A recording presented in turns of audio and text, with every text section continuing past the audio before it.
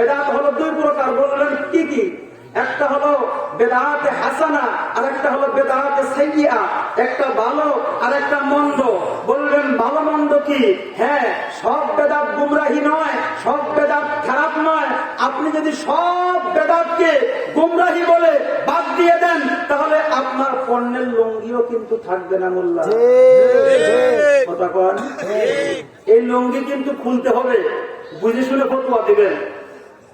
চৈত মাসের ওয়াজ পুষ মাসে করবেন না। বেদাত এমন একটা জিনিস যেটা নবীর জামানায় ছিল না।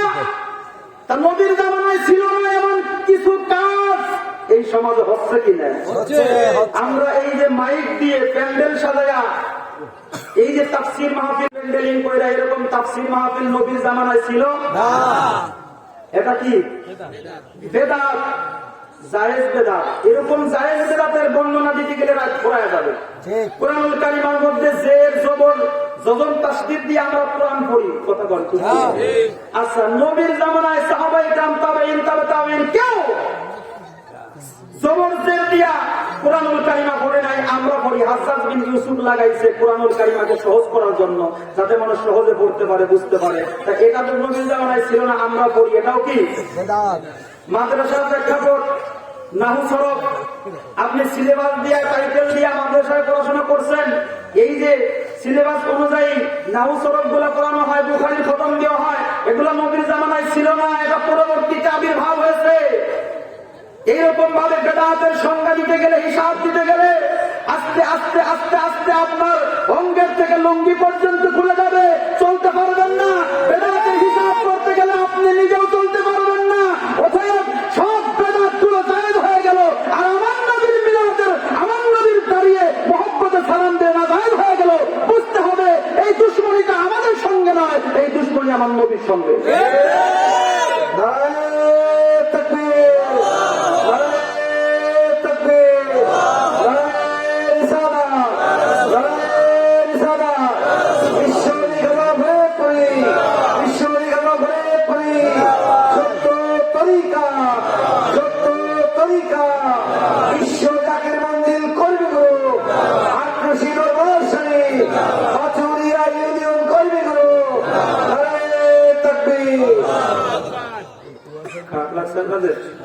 একটু দূরে পর্যন্ত আল্লাহুম্মা সাল্লি আলা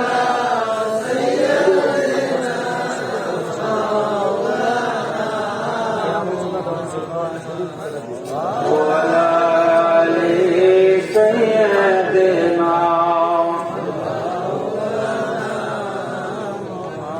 আসলে কি বলবো, আপনারা ওয়াজ শুনতেছেন কিন্তু আগানো যাবে না সামনে, কারণ হলো দেখেন কুয়াশা টুকটুক করে করতেছে। ভাইরা একটা দিতে বলতো না দাদা, একটু আবেগ দেখালে চলবে না। একটা কথা মনে রাখবেন, সব বেদাত যদি খারাপ হয়ে যায়, এই সমাজে আমরা চলতে পারবো না। কথা কোন ঠিক কিনা? আমি যদি সময় পাই সামনে পরবর্তীতে আরো আলোচনা লম্বা করবো। তবে দাদা, যদি প্রধান বক্তাকে আপনারা যদি ওয়াজ করতে চান, অন্তত পক্ষে 9টার থেকে 9:30টার মধ্যে মঞ্চে উঠাবেন, 11টা থেকে 11:30 পর্যন্ত ওয়াজ শেষ। এই 12টা একটা বেজে গেলে আর মানুষ ওয়াজ শুনতে চায়, এটা ঠিক না? এজন্য এটা আপনারা লক্ষ্য রাখবেন। তবে আমি প্রধান বক্তা হই আর অন্য একজন হোক, আপনারা চেষ্টা করবেন প্রধান বক্তাকে 9টার থেকে 9:30টার মধ্যে মঞ্চে উঠান।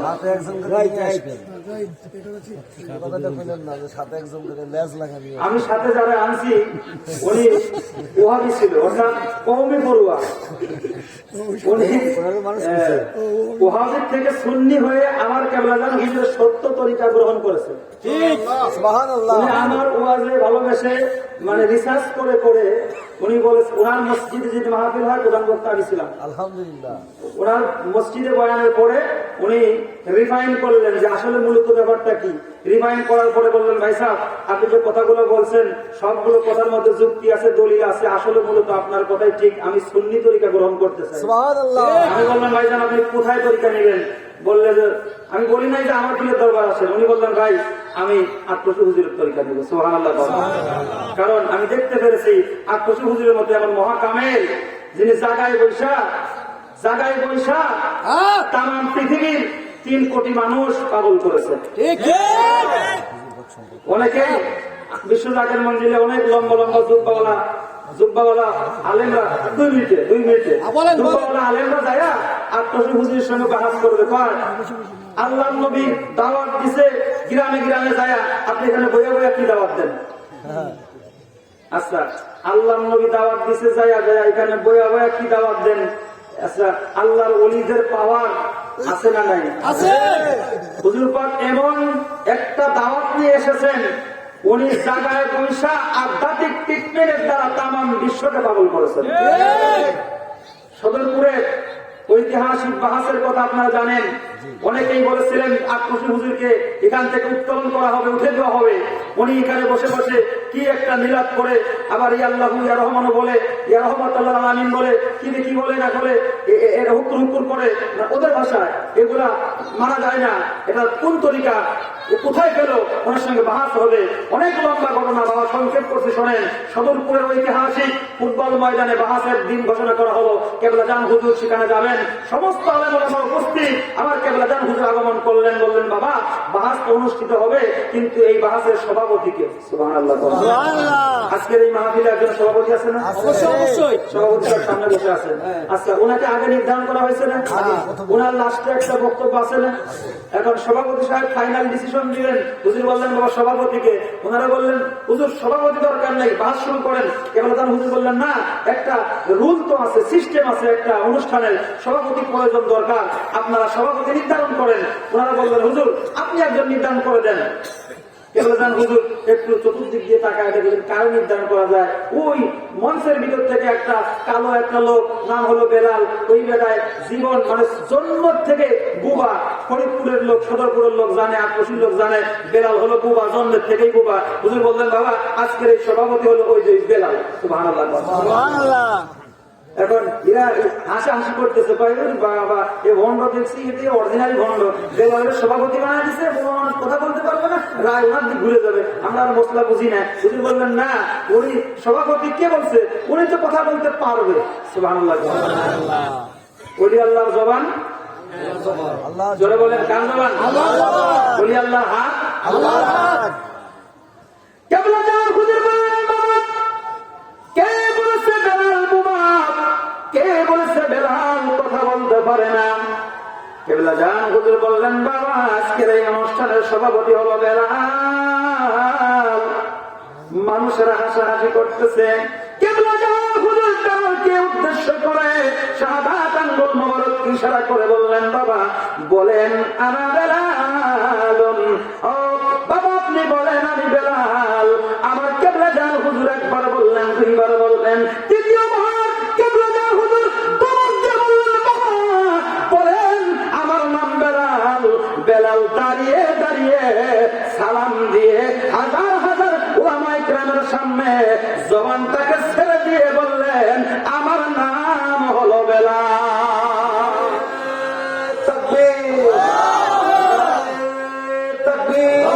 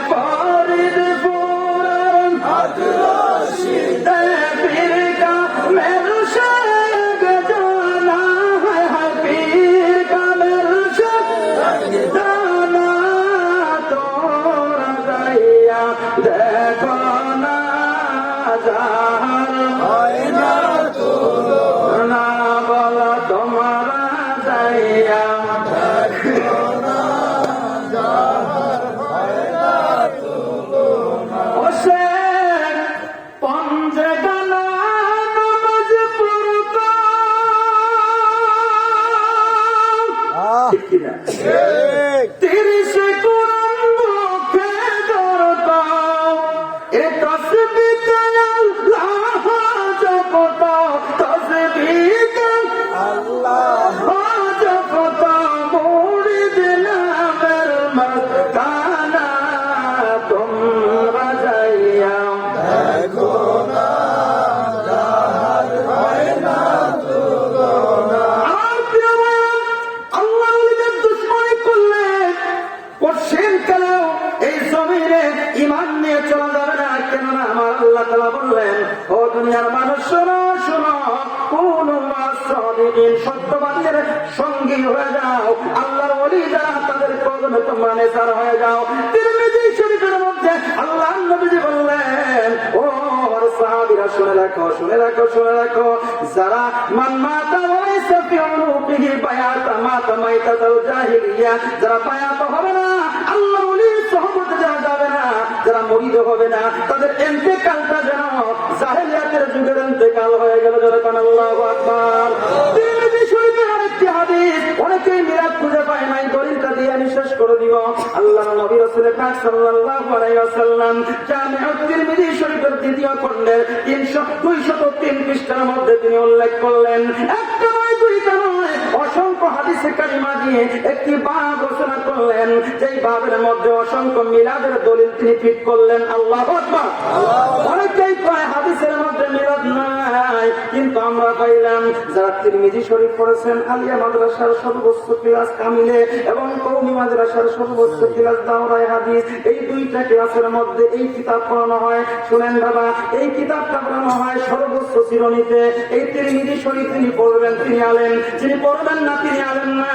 আমার বাবারা শুনেন, তিরমিজি শরীফের দ্বিতীয় খণ্ডের মধ্যে 203 পৃষ্ঠার মধ্যে তিরমিজি রাহিমাহুল্লাহ বলেন, বাবু মা জাআ ফি মিলাদুন নবী সাল্লাল্লাহু আলাইহি ওয়াসাল্লাম, আল্লাহর নবীর মিলাদের ব্যাপারে তিনি একটা বাব রচনা করলেন, বাবু মা জাআ ফি মিলাদুন নবী সাল্লাল্লাহু আলাইহি ওয়াসাল্লাম। তাহলে মিলাদ পাইলাম কিনা? জয়গান পাইলাম কিনা? এরপরে যারা কিয়াম করার দলিল পরবর্তী দেবো, আসুন দাঁড়িয়ে